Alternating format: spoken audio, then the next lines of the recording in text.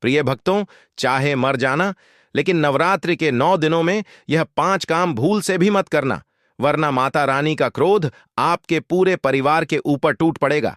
आपके सारे व्रत, सारे उपवास, आपकी सारी पूजा पाठ पर पानी फिर जाएगा। माता लक्ष्मी आपका घर छोड़कर चली जाएगी। देखिए, ये नवरात्रि पूरे 512 सालों के बाद अपने साथ एक महाधन लक्ष्मी योग को लेकर आई है। इस नवरात्रि में अगर माता रानी को आपने प्रसन्न कर दिया तो आपको इतना धन मिलेगा, इतनी खुशियां मिलेगी कि आप दोस्तों खुशी से पागल हो जाएंगे। जिस चीज के लिए आप पिछले 7 जन्मों से इंतजार कर रहे थे, वह यह 9 दिनों में आपको मिल जाएगा। लेकिन अगर आपने 9 दिनों में यह 5 काम भूल से भी कर दिए, तो माता रानी प्रसन्न होने के बजाय आपसे क्रोधित हो जाएगी। आपको दोस्तों एक पैसे के लिए तरसना पड़ जाएगा। देखिए, हर कोई चाहता है कि नवरात्रि के 9 दिनों में माता रानी उसके घर पधारे, माता रानी की उसे कृपा मिले। आप में से बहुत सारे लोग व्रत रखेंगे, उपवास रखेंगे, कोई चप्पल छोड़ देगा माता रानी को प्रसन्न करने के लिए। लेकिन दोस्तों, अगर जाने अनजाने में आप कुछ गलत काम कर जाते हैं जी, जानकारी के अभाव में, तो दोस्तों आप करेंगे यही करेंगे।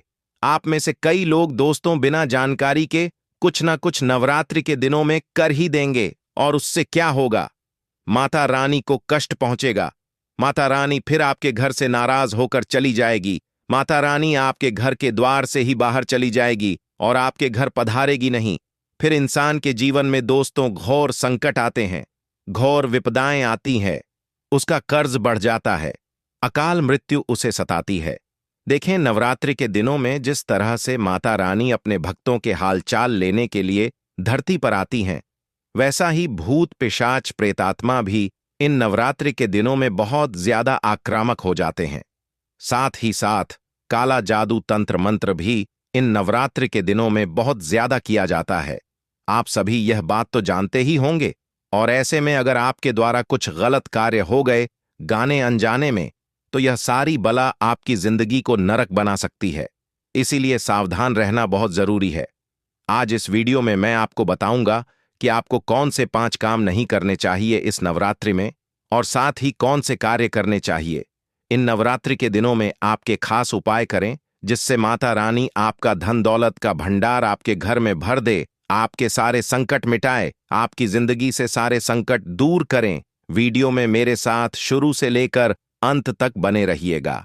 बहुत बहुत गंभीर जानकारियां आज मैं आपको इस वीडियो के माध्यम से नवरात्रि के बारे में देने वाला हूं। देखिए दोस्तों, सबसे पहले कार्ड की ओर बढ़ते हैं। बिल्कुल ध्यान से सुनिए। नवरात्रि के दिनों में भूल से भी सुनसान जगह पर मत जाना। सुनसान जगह पर भूल से भी नहीं जाना है, क्योंकि नवरात्रि के इन दिनों में नकारात्मक शक्तियां अपने चरम पर होती हैं। इधर उधर नकारात्मक शक्तियां, भूत, प्रेत, पिशाच, आत्माएं भटकती रहती हैं। इसलिए नवरात्रि के इन दिनों में सुनसान जगह हो गई, या फिर पीपल का पेड़ हो गया, नीम का पेड़ हो गया, इमली के पेड़ हो गए, रात्रि में खास करके इन पेड़ों के नीचे भी नहीं जाना चाहिए। नवरात्रि में आप देखेंगे दोस्तों, काला जादू, तंत्र मंत्र बहुत किया जाता है। कोई अपने दुश्मन को मिटाने के लिए, तो कोई अपने प्रतिद्वंदी को हराने के लिए, तो कोई जलन की भावना से किसी से बदला लेने के लिए काला जादू, तंत्र मंत्र करवाता है, और वह तंत्र मंत्र किसी तीर पर किया जाता है। कोई टोटका किया जाता है। तो आपको दोस्तों हर चौराहे पर, हर तराहे पर ऐसे टोटके मिलेंगे ही मिलेंगे। इन टोटकों से बिल्कुल दूर होकर आपको गुजरना है। इन टोटकों पर आपका पैर नहीं पड़ना चाहिए। अगर आपका पैर पड़ गया तो वह सारी बला आपके ऊपर भी आ सकती है। इसीलिए ऐसी जगह से दूर होकर गुजरे। अगली बात दोस्तों, आप लोग माता रानी की पूजा अर्चना तो करते ही हैं, खास करके दोस्तों व्रत भी रखते हैं, कुछ लोग चप्पल भी छोड़ते हैं। बहुत अच्छी बात है, सबकी अपनी अपनी श्रद्धा होती है। लेकिन इसके अलावा दोस्तों, आप दैनिक जीवन में यानी कि रोजमर्रा की जिंदगी में कुछ ऐसी गलतियां कर जाएंगे जिससे आपके सारे व्रत, सारे उपवास का फल आपको नहीं मिलेगा, और उल्टा माता रानी हो सकती है, आपका घर छोड़कर जा सकती। इंसान के जीवन में फिर भूखमरी छा जाती है। उसके जीवन में कभी भी फिर माता लक्ष्मी नहीं टिकती। उसके ऊपर अकाल मृत्यु का भी संकट मंडराता है। इसलिए बचना बहुत जरूरी है। आखिर कौन से हैं वह काम? देखिए, आगे बढ़ूं उससे पहले वीडियो को लाइक जरूर कर देना। इतनी गंभीर वीडियो आज आपके लिए बनाई है, इसलिए वीडियो को लाइक करना बिल्कुल ना भूलें और नीचे कमेंट बॉक्स में सच्चे मन सच्ची श्रद्धा से 3 बार जय माता दी, जय माता दी, जय माता दी जरूर लिखेगा। जो भी व्यक्ति कमेंट बॉक्स में 3 बार जय माता दी लिखेगा, माता रानी उसे अगले 24 घंटों के अंदर एक बहुत बड़ी खुशखबरी देगी। तो आइए जानते हैं दोस्तों, ध्यान से सुनिए। अक्सर दोस्तों, घर में कभी कभी छोटी सी बात को लेकर पतंगगढ़ बन जाता है, लड़ाई झगड़े हो जाते हैं। कभी कभी कोई पति अपनी पत्नी को डांट देता है तो कोई पत्नी अपने पति के ऊपर चिल्ला देती है। कभी कभी कोई बच्चे होते हैं जो चिड़चिड़ करते हैं तो माता पिता अपने बच्चों को भी मारते हैं। कभी कभी घर के जो बच्चे हैं घर के बूढ़ों को भी डांट देते हैं, फटकार देते हैं या बूढ़ों का अपमान भी कर देते हैं। लेकिन यह बहुत बहुत गंभीर दिक्कत है दोस्तों। नवरात्रि के 9 दिन एक त्योहार है। माता रानी आपके घर पधारेगी। अच्छे से आपको माता रानी का आदर्श सम्मान पूजा पाठ करनी है। ऐसे में अपने घर की खास करके लक्ष्मी कौन है? आपके घर की लक्ष्मी है आपकी पत्नी, आपके घर की माँ, आपके घर की बच्ची। वही है आपके घर की असली लक्ष्मी।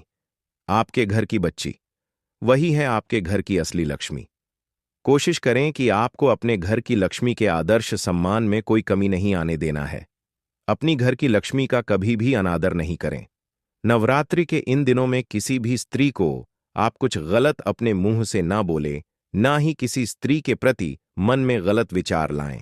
अगर ऐसा हो गया, घर में लड़ाई हुई, झगड़े हुए, किसी स्त्री को गलत बोला गया, घर के वातावरण में अगर कोई गलत चीज हुई तो आपको बहुत ज्यादा पछताना पड़ सकता है। माता आपसे नाराज हो जाएगी तो आपको हर तरफ से फिर संकट का सामना करना पड़ेगा। इसलिए नवरात्रि के इन दिनों में घर में लड़ाई झगड़े नहीं करने। पति पत्नी इन दिनों अच्छे से प्रेम से रहें। घर में माता पिता का सम्मान करें, अपने बूढ़ों का सम्मान करें और घर में खुशी भरा वातावरण रखें, क्योंकि माता रानी किसी भी रूप में घर में पधारेगी और जब वह माता रानी किसी रूप में घर में पधारती है, चाहे वह अदृश्य होकर ही क्यों ना हो, और जब आप घर में लड़ाइयां करेंगे तो फिर माता रानी आपके घर में पल भर भी नहीं टिकेगी और आपको माता रानी का क्रोध अलग से सहना पड़ेगा। अब अगली चीज दोस्तों, ध्यान से सुनिए। नवरात्रि की रातों में पेड़ों के आसपास नकारात्मक शक्तियां होती हैं जो आपको भी लग सकती हैं, इसलिए पेड़ों के नीचे कम रहिएगा। साथ ही नवरात्रि के दिनों में काले कपड़े पहनने का आजकल चलन हो गया है।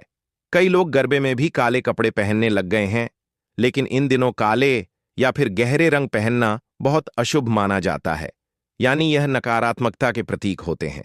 दोस्तों, नकारात्मक ऊर्जा को आकर्षित करते हैं और देवी देवता का आशीर्वाद कम कर देते हैं, इसलिए काले कपड़े पहनना भूल से भी जायज नहीं है।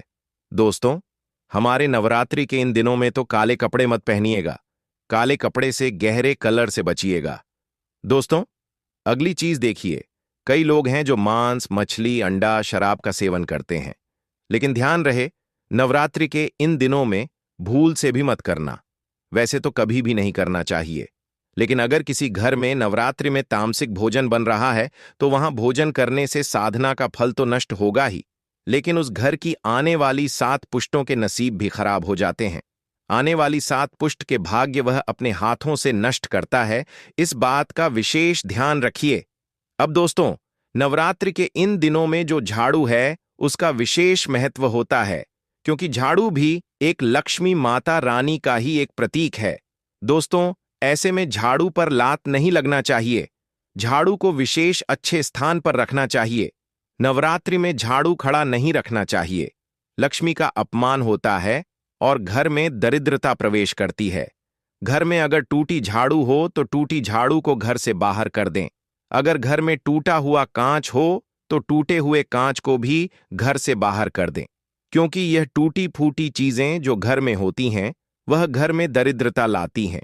माता रानी ऐसे घर में कभी भी नहीं आएंगी।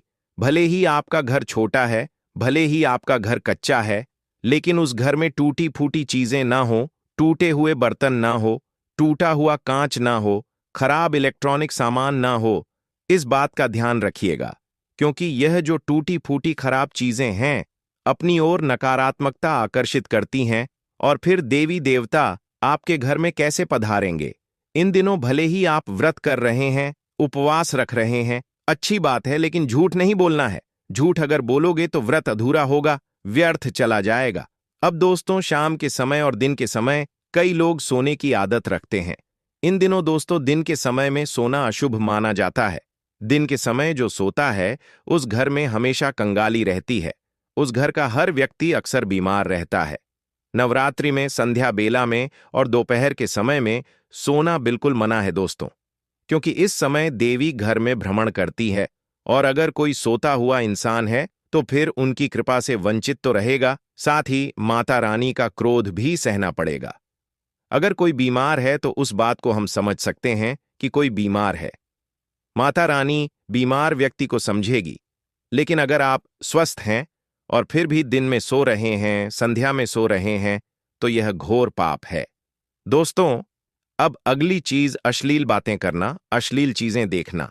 आजकल आदत हो गई है लोगों की कि मोबाइल में अश्लील चीजें देखना, पराई बहन बेटियों को देखना। कई ऐसी महिलाएं हैं जो सोशल मीडिया पर, इंस्टाग्राम पर, फेसबुक पर चरित्रहीन कपड़े पहनती हैं और फिर उन वीडियो को, उन फोटो को जनता देखती है। लेकिन देखने वाले से मैं यही कहूंगा कि नवरात्रि के इन दिनों में अपनी भावनाओं को बिल्कुल काबू में रखिएगा।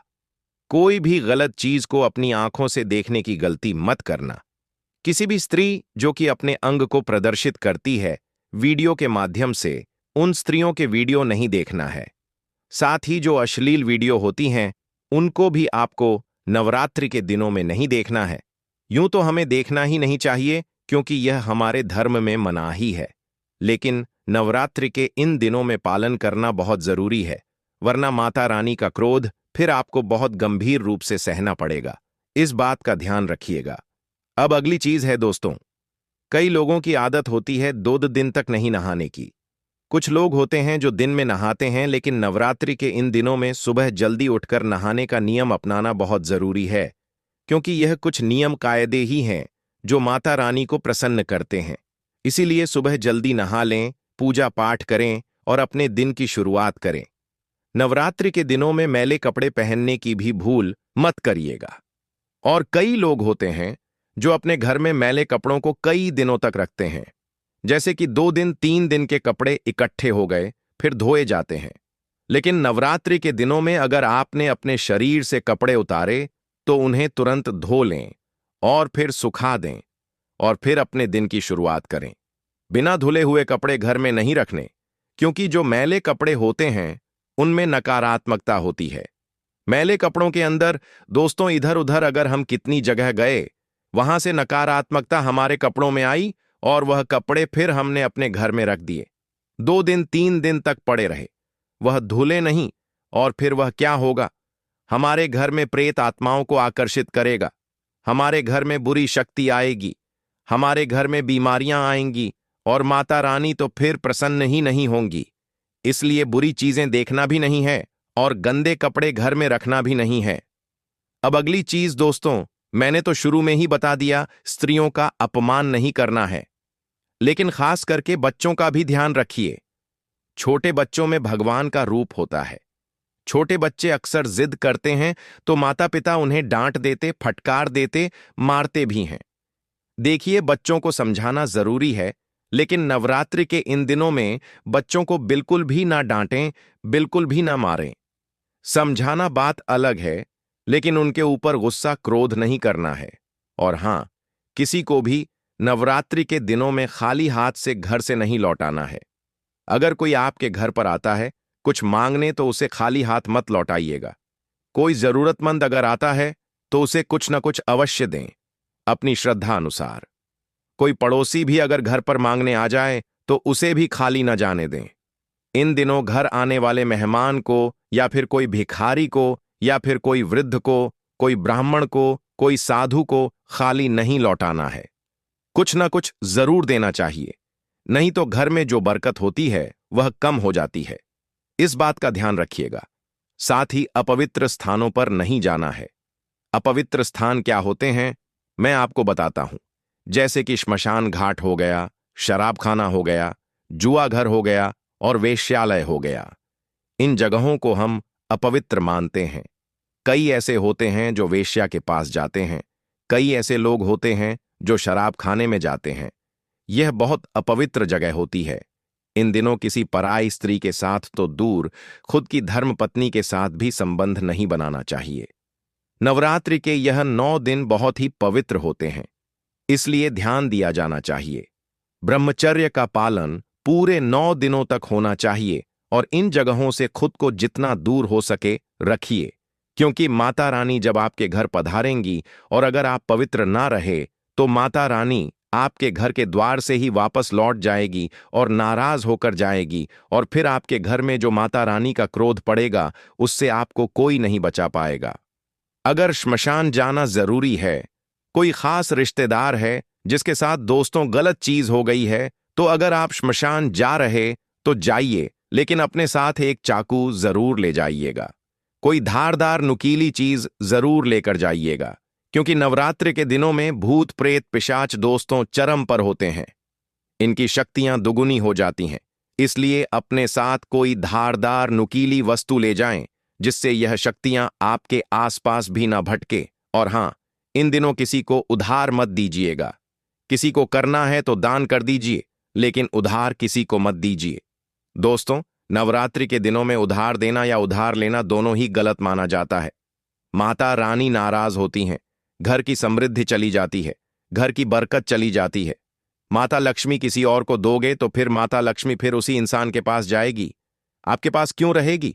और हां दोस्तों, अगली चीज ध्यान रखिए कि जो रिश्तेदार मांसाहारी भोजन खाता है, जो रिश्तेदार वेश्याओं के पास जाता है, जो रिश्तेदार बुरी संगत का है, जुआ खेलता है, शराब पीता है, ऐसे रिश्तेदार को ना घर में आने देना है, ना उस रिश्तेदार के घर जाना है नवरात्रि के इन दिनों में।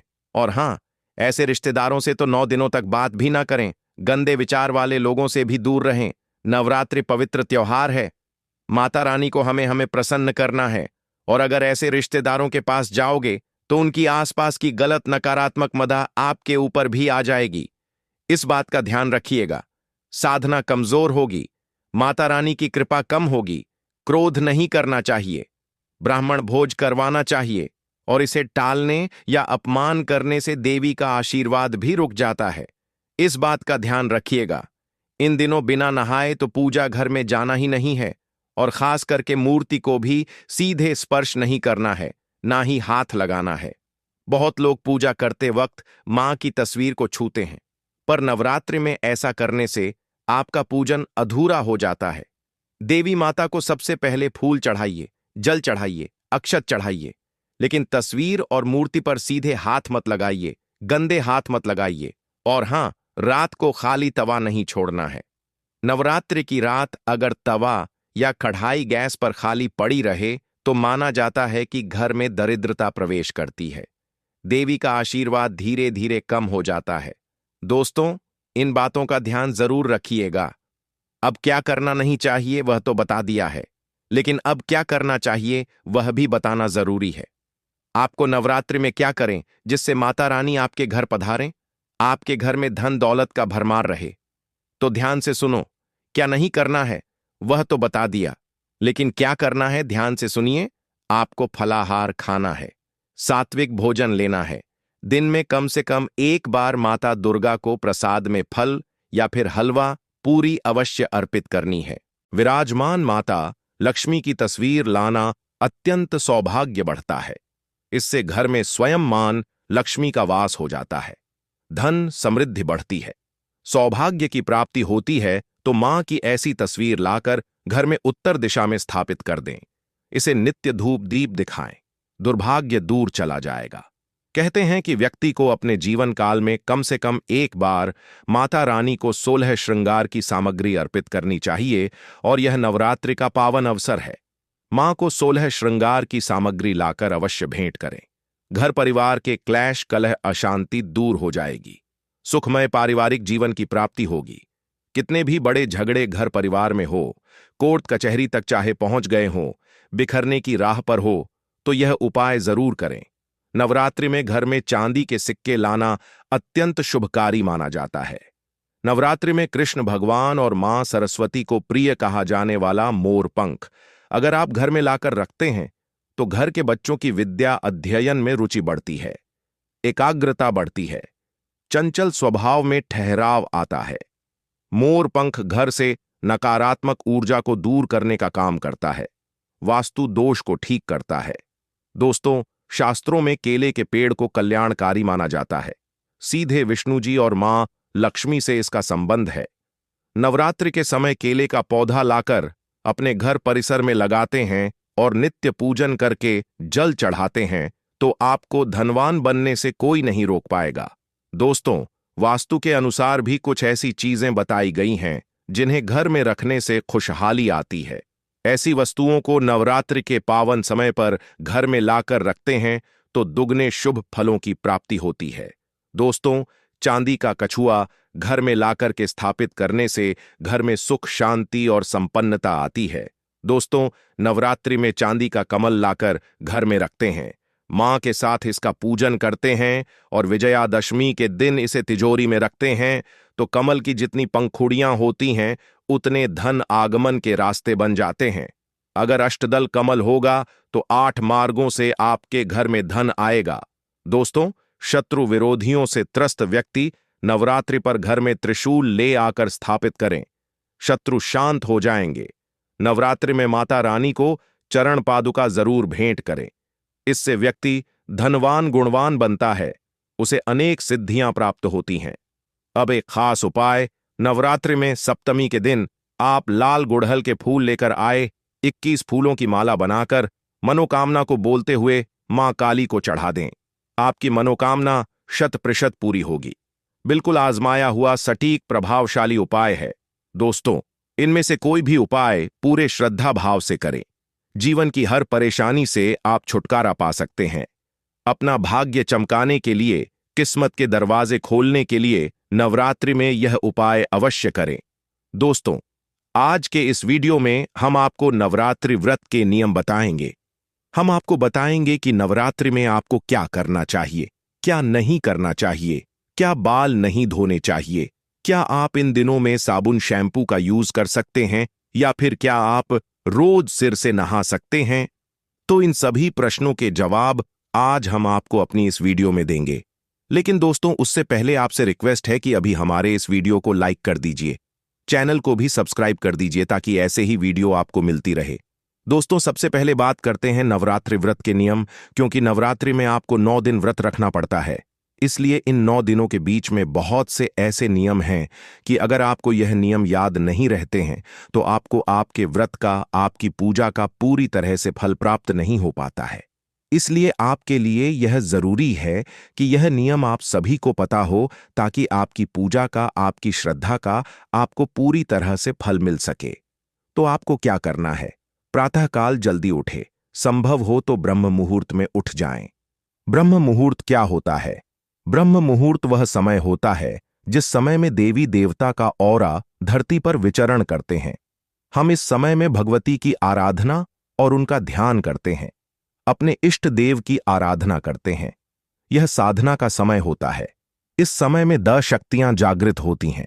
इसलिए अगर आप अपनी मनोकामनाओं के लिए भगवती की आराधना कर रहे हैं, भगवती की साधना कर रहे हैं, तो ब्रह्म मुहूर्त में उठकर मां भगवती का ध्यान करें। तो दोस्तों, आपको बता दें कि सूर्योदय से 1 या 1.5 घंटे पहले का समय ब्रह्म मुहूर्त का समय माना जाता है। जैसे अगर अभी सूर्योदय 6 बजे हो रहा है तो 4:30 का समय ब्रह्म मुहूर्त का समय माना जाता है। तो आपको क्या करना है? इस ब्रह्म मुहूर्त में उठकर सबसे पहले आपको मां भगवती की आराधना करनी है, अपनी मनोकामनाएं उनको बतानी है और उनकी पूजा का संकल्प लेना है। उसके बाद स्नानादि से निवृत्त होकर आपको मां भगवती की पूजा करनी है। दोस्तों, अगर आप ब्रह्म मुहूर्त में नहीं उठ पाते हैं तो सूर्योदय से पहले तो आप जरूर ही उठ जाएं। उसके बाद स्वच्छ जल से स्नान करके आपको साफ सुथरे कपड़े पहनकर मां भगवती की पूजा करनी है। वैसे तो यह कहा जाता है कि नवरात्रि के इन 9 दिनों में नए वस्त्र पहनने चाहिए, लेकिन यदि ऐसा संभव नहीं है तो साफ स्वच्छता का ध्यान जरूर रखें और हमेशा स्वच्छ कपड़े ही पहनें। नीले और काले रंग के कपड़े नहीं पहनने चाहिए। गहरे रंग के कपड़े बिल्कुल भी नहीं पहनने चाहिए। माता रानी की पूजा सात्विक पूजा मानी जाती है, इसलिए इस दिन आपको वस्त्र के रंगों का ध्यान अवश्य ही रखना चाहिए। दोस्तों, नवरात्रि के पहले दिन कलश स्थापना की जाती है और अगर आप भी अपने घर में कलश स्थापना करने जा रहे हैं, तो आपको सबसे पहले इस बात का ध्यान रखना है कि जिस स्थान पर स्थापना हो रही है, उस स्थान को सबसे पहले स्वच्छ जल से साफ कर लें। साफ करने के बाद उस स्थान पर चौकी की स्थापना करें। उसके ऊपर लाल कपड़ा बिछाएं और लाल कपड़े के ऊपर आपके पास अगर माता रानी की प्रतिमा है तो प्रतिमा विराजित करें, या आपके पास अगर माता रानी की फोटो है तो फोटो विराजित करें। माता रानी को पुष्प चढ़ाएं और उनकी आराधना करें। दोस्तों, अगर आप अखंड दीपक प्रज्वलित करना चाहते हैं तो आप दूर करें, लेकिन अगर आप अखंड दीपक प्रज्वलित नहीं कर पाते हैं तो कोई बात नहीं। आपको नवरात्रि के 9 दिनों में सुबह शाम जब आप माता रानी की पूजा करेंगे, उस समय आपको दीपक प्रज्वलित जरूर करना है। और दोस्तों, इस बात का ध्यान रखें कि जब तक आप माता रानी की पूजा कर रहे हैं तब तक वह दीपक जला रहना चाहिए, बोझना नहीं चाहिए। और सुबह शाम माता रानी की आपको कपूर से आराधना करनी है और कपूर के धुएं को पूरे घर में फैला देना है। ये घर की सारी नकारात्मकता दूर कर देगा और घर को सकारात्मक ऊर्जा से भर देगा। साथ साथ आप माता रानी से क्षमा याचना भी करते रहिए, क्योंकि हो सकता है कि जाने अनजाने में आपसे व्रत रखने में कोई गलतियां हो गई हो या पूजा में कोई गलतियां हो गई हो,